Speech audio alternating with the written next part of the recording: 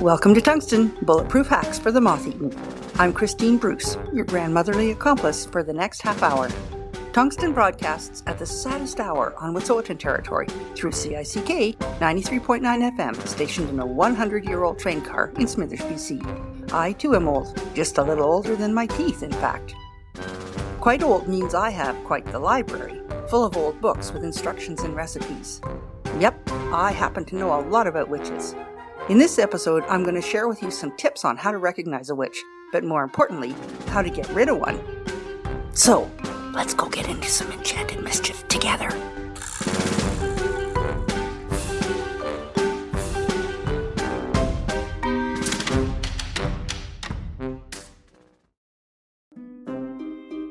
In every episode of Tungsten, I always start with why the topic I've chosen should matter. So why should it matter that we can recognize a witch? Well, more for the whimsical way you'd feel. But you know what else matters? That you can spot when someone needs tungsten. Over the course of the last 3 months, we've been slowly building tungsten in your blood, so you're stronger and more able to withstand your own troubles. You might, though, know someone else who needs a bit of extra help. One of my friends right now has cancer. Another young friend has had a stroke. 2 more are dealing with later stages Alzheimer's disease. So all these people could use every ounce of good energy I can put out there. A sign I once read on a bicycle recommended, "Spread good vibes." I think that was good advice, don't you? When you've got tungsten in your blood, you're magic.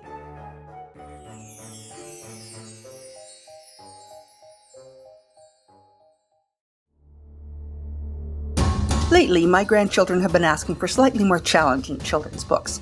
In response, I've turned to chapter books for the eventual day when they want to hear a longer story. One of the authors with whom I've spent several evenings by the fire is Roald Dahl. My breakfast friend Pam recommended I read Dahl's The Witches. The Witches is one of Roald Dahl's classic stories, where an orphaned boy and his wise Norwegian grandmother defeat the Grand High Witch and her followers. During the struggle, the boy gets turned into a mouse, but he and his grandmother use this to their advantage. I'm going to include some clips from a BBC radio drama adapted by Lucy Catherine and featuring Margaret Tyzack, Peter Marricker, and Toby Jones as the narrator. In this segment, we're going to share how to spot a witch.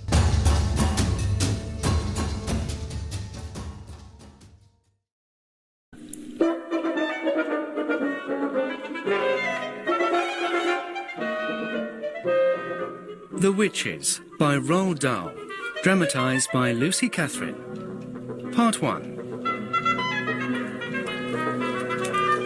In fairy tales, witches always wear silly black hats and black cloaks, and they ride on broomsticks. Grandmama, I can't sleep. Come and sit by the fire, my darling. I've something important to tell you. But this story is not a fairy tale. This story is real. It's time you knew something about witches. Witches aren't real. They most certainly are. But they dress in ordinary clothes, and they live in ordinary houses. There could be one living next door right now. My grandmother was Norwegian. She lived in an old house deep in the countryside. The Norwegians have always known about witches, for Norway, with its black forests and icy mountains, is where the first witches came from. Are you being truthful, Grandmama? This is the gospel truth, my boy. And I'm telling you for your own good. You won't last long in this world if you can't spot a real witch. Now, pass me a cigar. She was the only grandmother I ever met who smoked cigars. Witches hate children. Their only passion is to do away with them, one by one. But this story does not begin with my wonderful grandmother in Norway. A story will help us both to forget our sadness. And the best stories are about witches. A real witch has magic in her fingers and devilry dancing in her blood. Real witches. Her mind is always churning and burning and whizzing and fizzing with murderous, bloodthirsty thoughts. Which child, exactly which child shall I choose for my next squelching? You said her, Grandmama. There is no such thing as a male witch. A ghoul is always male. So is a barghest, but a witch is always a woman. Not everyone knows how to spot a real witch. But they're not real, are they? Yes, they are. Maybe a long time ago, but not anymore. Quite the opposite. They are all around us. Now listen to me, remember everything I tell you, then cross your heart and hope for the best. And put another log on the fire, will you? There's a chill in the air. My grandmother is tremendously old. I used to be made to have a bath every other night. Now I only have one on the 1st of the month. Can you always be sure who's a witch? No, you can't. But you can make a pretty good guess. How? In the first place, a real witch is certain to be wearing gloves when you meet her. Not in the summer, it would be too hot. Even in summer, she has to. Why? She doesn't have fingernails. Instead, she has thin, curvy claws like a cat, and she wears the gloves to hide them. Mum used to wear gloves. Not in the house. Witches wear gloves even in the house. They only take them off when they go to bed. How do you actually know all this, Grandma? Now, don't interrupt. Concentrate. The second thing to remember is that a real witch is always bald. Bald? Bald as a boiled egg. Take it from me, not a single hair grows on a witch's head. Oh, that's horrible. Disgusting. Still, it must make them easy to spot. Oh, not at all. She wears a first-class wig, and it's almost impossible to tell a really first-class wig from ordinary hair. So that doesn't help much either. Not really. Now, mind you, these wigs do cause serious problems for witches. What's that? The underneath of a wig is always very rough and scratchy. It sets up a frightful itch on the bald skin. Wig rash, they call it. Is there anything else to look out for? Nose holes. Nose holes? Witches have larger nose holes than ordinary people. Why? To smell you with. A real witch has the most amazing scent or smell. She can actually sniff out a child who is standing on the other side of the street on a pitch-black night. Now, out you get. I'll hold out the towel for you. A witch couldn't smell me. I've just had a bath. Oh, yes, you could. The cleaner you happen to be, the more smelly you are to a witch. What? You see, it isn't the dirt the witch is smelling. It's you, oozing out of your skin in waves. And these waves, stink waves, the witches call them, go floating through the air and hit the witch right smack in her larger-than-average nostrils. They send her reeling. Now, get your pyjamas on and come and sit by the fire. Are there any witches around? Who can say? Am I giving out stink waves? Not to me you aren't. To me you are smelling like raspberries and cream. But to a witch you would be smelling absolutely disgusting. What would I be smelling of? Dog's droppings. Dog's droppings? Fresh dog's droppings. I never want to have a bath again. Just don't have one too often. I love you, Grandmama. And I love you. Grandmama, Yes, my darling. can a witch smell the difference between a child and a grown-up? Grown-ups don't give out stink waves. It's getting late. I'm not tired. It's past your bedtime. Tell me how else to recognise a witch. The eyes. The eyes? Look in the middle of each eye, where there is normally a little black dot. If she is a witch, the black dot will keep changing colour, and you will see the fire and ice dancing right in the centre. It will send shivers running all over your skin. Are there other things? The feet. Witches never have toes. They have feet with square ends. It must be difficult for them to walk. Just as a witch hides her baldness with a wig, she must also hide her ugly witch's feet by squeezing them into small, pointed shoes. That must hurt. She has to put up with it. If she's wearing ordinary shoes, how can I recognise her? You might possibly see her limping very slightly if you are watching closely. There is one more difference. What is it? Their spit is blue. Blue! Blue as a bilberry. Like ink? Exactly. They even use it to write with. They use those old-fashioned pens that have nibs. and they simply lick the nib. If a witch was talking to me, would I be able to notice this bit? Oh, you might see a slight bluish tinge on her teeth, but it doesn't show much. It would if she spat. Witches never spit. They daren't. I am watching my grandmother's face carefully. There is no hint of a smile, no twinkle in the eye. She is deadly serious. Remember a couple of months ago I recommended you open your home to a bunch of friends and have a pizza party where you build that puppy yourself? Well, next I want to share another recipe with you. This recipe is for Formula 86 Delayed Action Mouse Maker, a bottle of which contains 500 doses. We're going to brew up something that the witches thought would get rid of every child everywhere. But the boy and his grandmother used it against them. So, get your recipe card ready. Here's the brew for Formula 86 Delayed Action Mouse Maker. How do we make it? Oh, brilliant one! Formula 86 Delayed Action Mouse Maker is a green liquid. 1 droplet in each chalk will be quite enough. So, child comes to great gala opening of sweet shop. Child eats chalk. Child goes home feeling fine. Then goes to bed, still feeling fine. Child wakes up in the morning and goes to school, still okay. Formula, you understand, is delayed action and is not working yet. But when does it start working? It is starting to work at exactly 9 o'clock when the child is arriving at school. Child starts to shrink. Child is starting to grow fur. Child is starting to grow tail. All is happening in precisely 26 seconds. 26 seconds later, child is not a child anymore. It is a mouse. I will now give you the recipe for concocting Formula 86 Delayed Action Mouse Maker. Get out pencils and paper.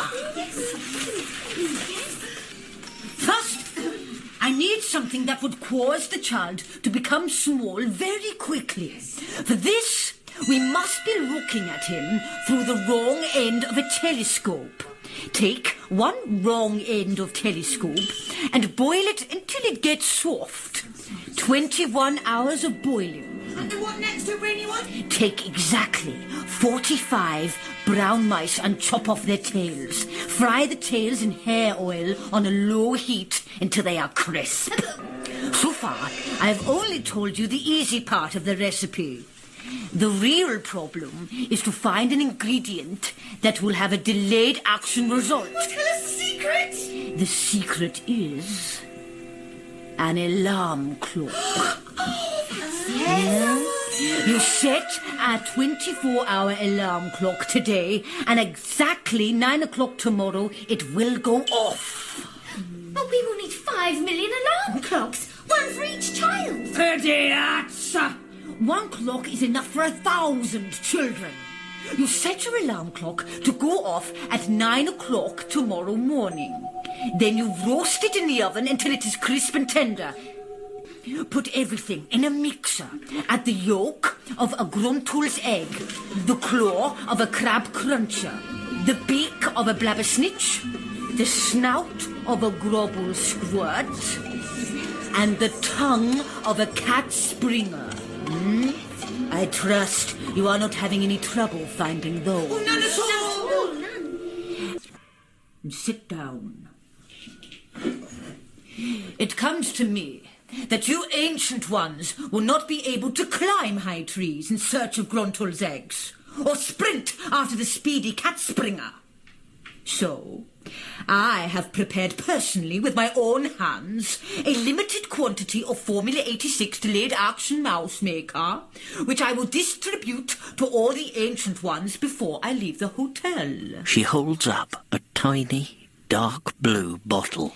This bottle contains 500 doses, enough to turn 500 children into mice. Each of the ancient ones will get 2 bottles. Thank you, Thank you. most generous one. Our meeting is over.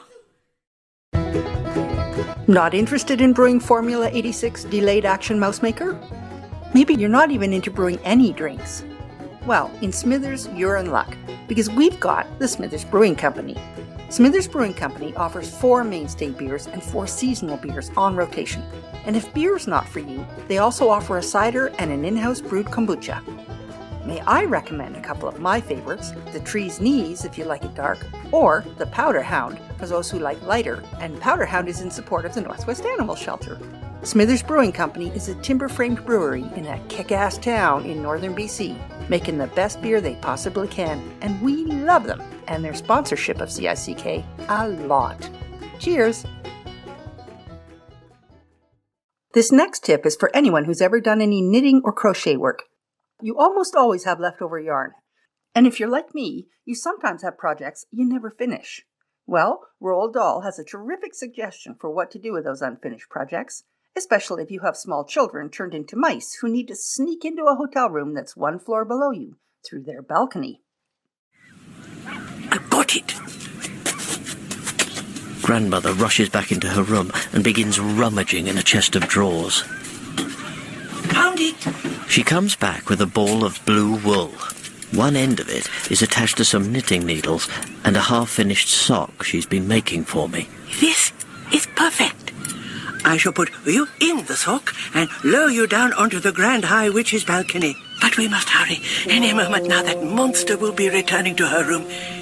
In you go. She pops me in the sock. Are you ready? Ready? Good luck, my darling. And lowers me over the balcony. I crouch inside, holding my breath. You're nearly there. The sock is swinging about in the breeze. Hold on. It's a bit windy. Nearly there. There you go. Gently does it. You're down. I wouldn't call that gentle. In you go. Hurry, hurry, hurry.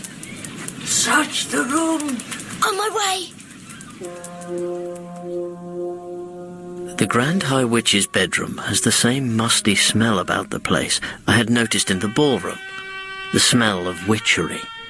But I don't see anything suspicious. It looks like an ordinary bedroom. Grab the stuff and get out. If you were the Grand High Witch and you wanted to hide something top secret, where would you put it? I jump onto the bed to get a better view of the room. Under the mattress? Very carefully, I lower myself over the edge of the bed and worm my way underneath the mattress. It's dark under here. I can't see a thing. No. I hit my head on something hard. I reach up and feel it with my paw. A little bottle. And another one. Lots of little bottles. Walking backwards and dragging the bottle behind me, I manage to reach the edge of the mattress. I roll the bottle off the bed onto the carpet. It doesn't break. Formula 86 Delayed Action Mouse Maker. This bottle contains 500 doses. Eureka! I found it, Grandmama! Come on then, darling. At that moment, the door bursts open. Oh, thank goodness that is over. Hurry up, my darling.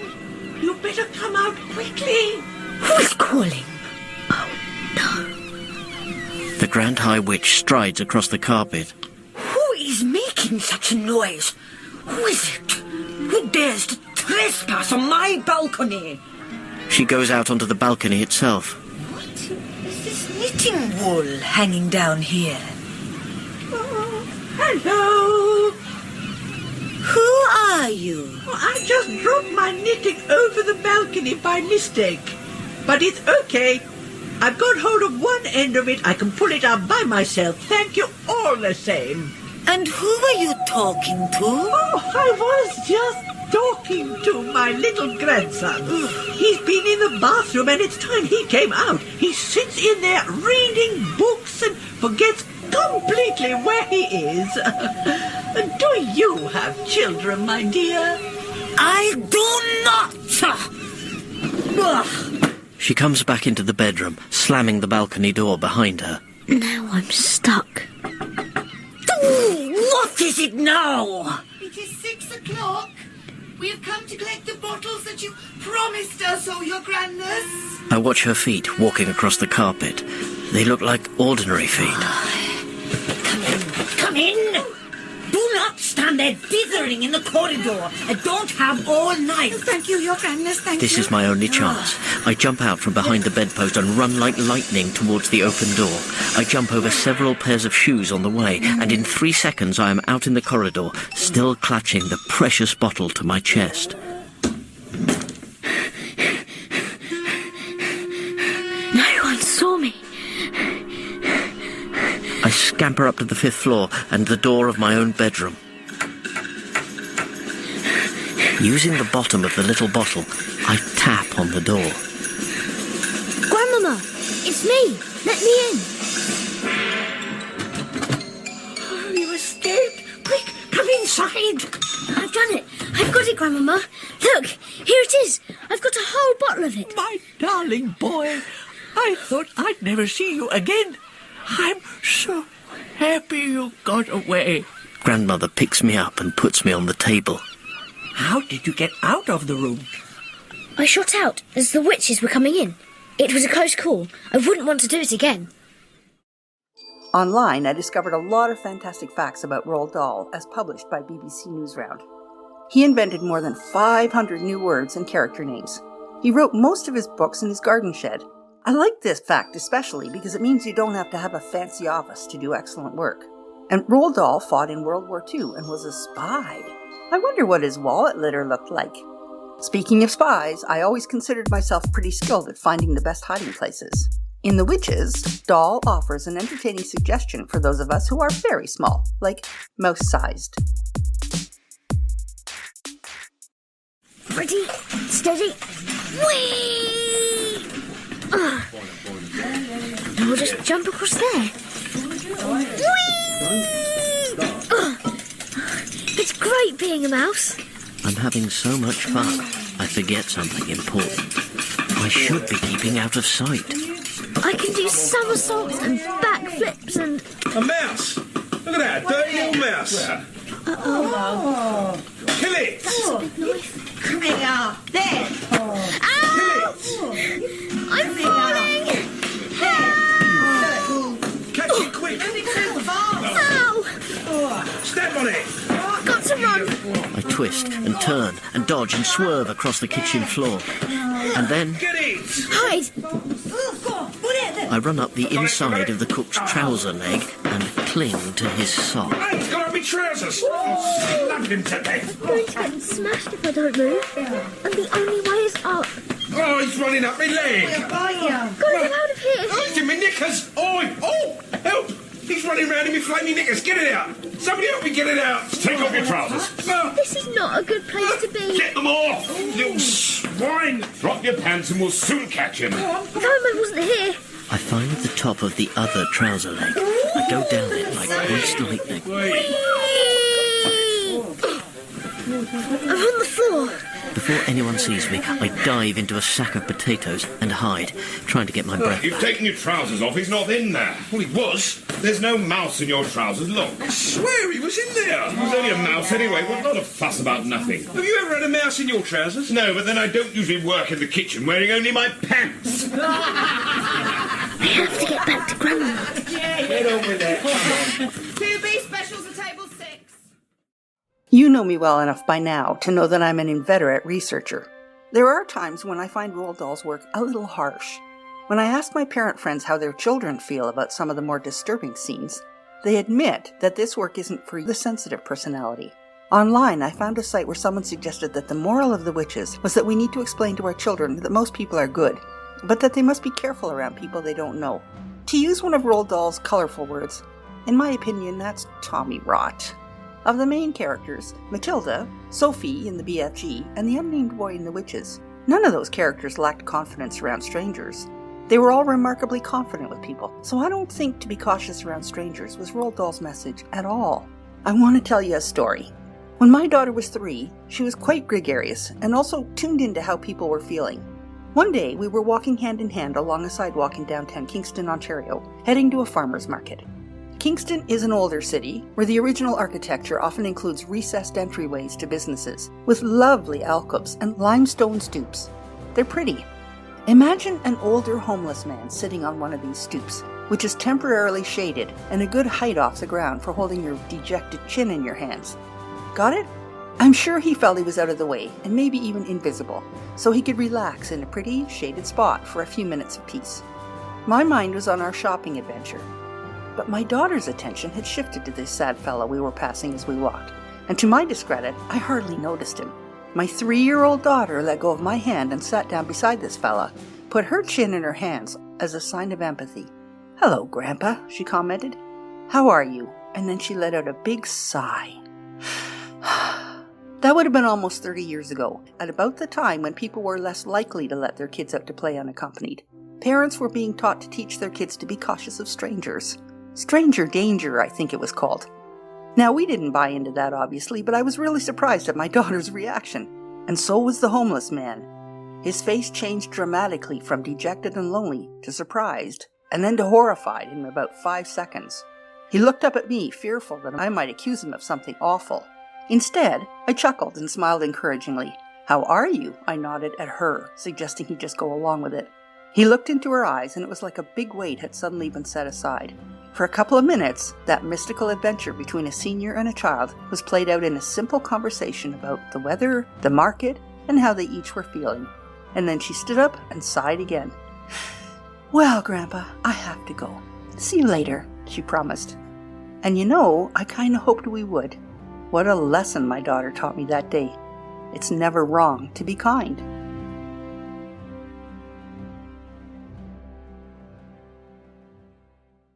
No surprise, my favorite part of this book is the relationship between the boy and his grandmother.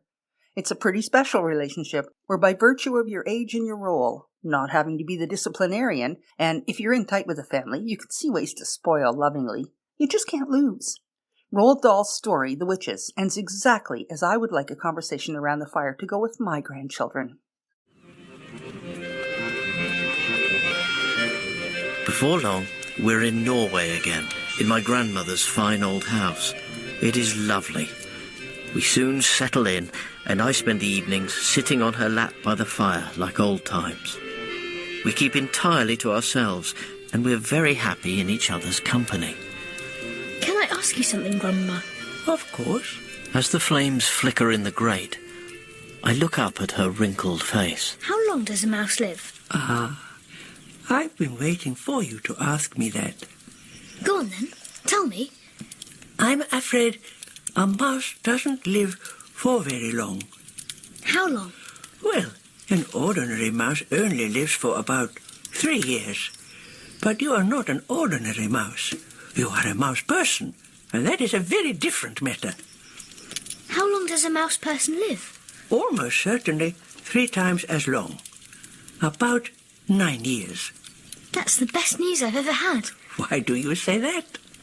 Because I would never want to live longer than you. I couldn't stand being looked after by anyone else. How old are you, Grandmama? I'm 86. Will you live another 8 or 9 years? I might, with a bit of luck. Then we can both die together. That would be perfect. Shall I tell you something about yourself that is very interesting? Yes, please. The heart of a mouse, that means your heart, beats at a rate of 500 times a minute. That's nearly 9 beats every second. That's incredible. It's a sort of miracle. Your heart is going so fast, it's impossible to hear the separate beats. All one hears is a soft humming sound. Have you ever heard my heart humming, Grandmama? Often. When you are lying close to me on the pillow at night.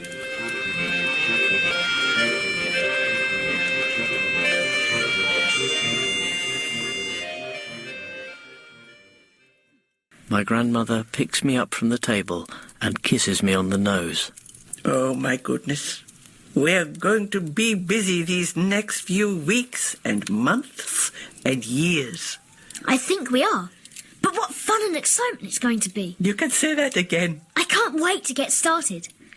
Are you being really truthful? It's the gospel truth, Grandmama. Are you sure you don't mind being a mouse for the rest of your life?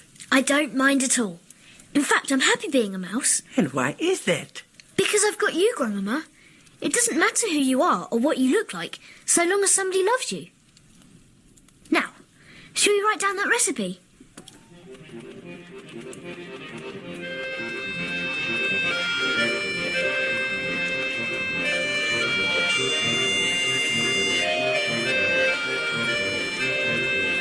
In Part 2 of The Witches by Roald Dahl, dramatised by Lucy Catherine, Boy was played by Ryan Watson, Grandmother by Margaret Tyzack, The Grand High Witch by Amanda Lawrence, and the narrator was Toby Jones. Bruno Jenkins was played by Jordan Clark, Mr. Jenkins by Ben Crow, Mrs. Jenkins by Rachel Atkins, and the waiter was Ben Unwokwe. The director was Claire Grove.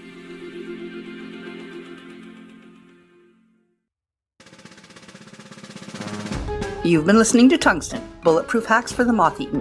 Tungsten is produced by Christine Bruce, aired through CICK 93.9 FM in Smithers, BC. Available anytime at smithersradio.com or anywhere you get your podcasts.